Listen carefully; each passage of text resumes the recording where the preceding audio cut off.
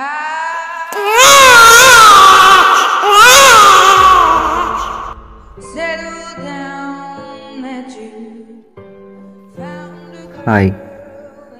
my name is Kalian. I am a writer.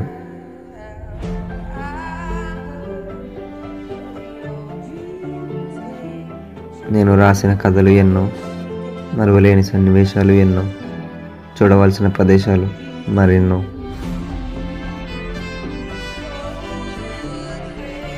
ఒక కథ మనిషిని మారుస్తుంది, ఒక మాట మనిషిని కదిలిస్తుంది, ఒక మాట నీలో ఉన్న ప్రశ్నలకు బదిలిస్తుంది. ఎన్నో కథలు రాసా, కానీ కొత్త కథలు వస్తూనే ఉన్నాయి.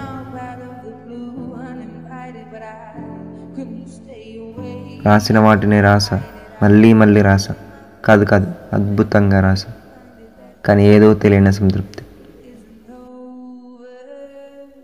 ఇంకా ఏదో కొత్తగా రాయాలని ఆలోచించా.